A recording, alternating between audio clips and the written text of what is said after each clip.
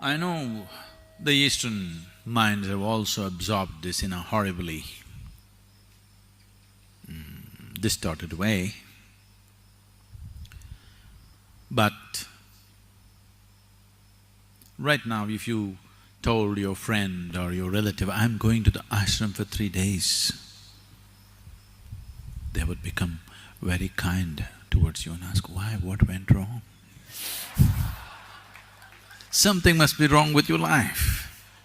You're going to the ashram to heal a wound, to solace yourself.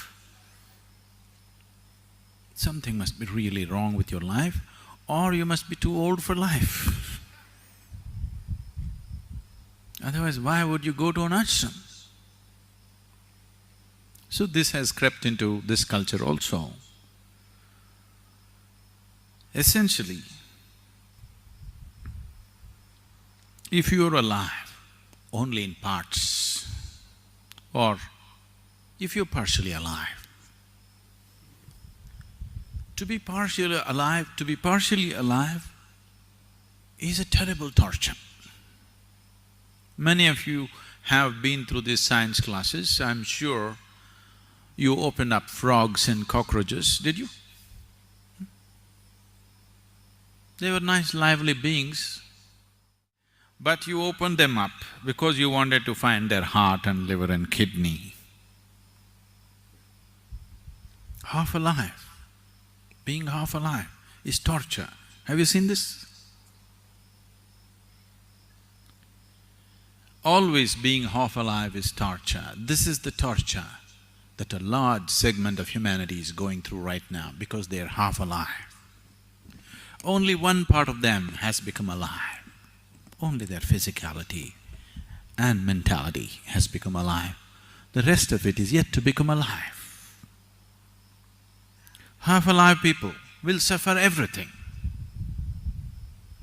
They will suffer ignorance, they will suffer education, they will suffer poverty, they will suffer affluence, they will suffer being alone, they will suffer being in a relationship. If they are not married, they suffer. If they're married,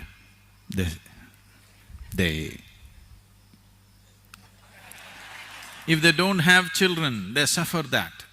As if children, if they are there, they can come and bite you. They do. No children, what are you suffering?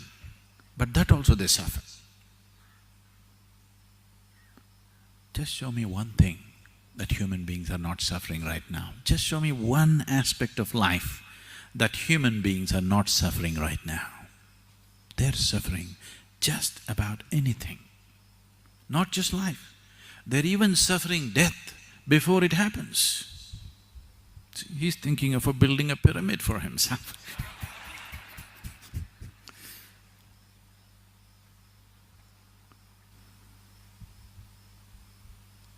That which is and that which is not, everything they suffer. This is not. You are not suffering loneliness, you are not suffering company, you are not suffering money, you are not suffering poverty. What you're suffering is, you're half alive. You're desperately trying to make yourself fully alive through money, through drink, through sex, through going on a trek, coming to the ashram. In so many ways, you're somehow trying to make yourself fully alive, which is yet to happen fully. Here and there you feel a burst of aliveness, but again it ebbs down.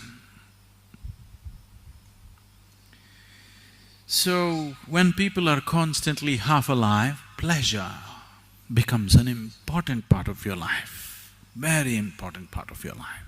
Without it, you cannot exist. Pleasure becomes paramount in your life when you're only half alive.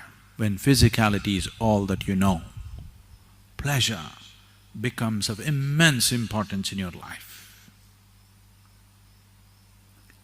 If you become fully alive, you will become so blissful, joyful, ecstatic without reason, bursts of ecstasy within you without any reason. It's almost embarrassing.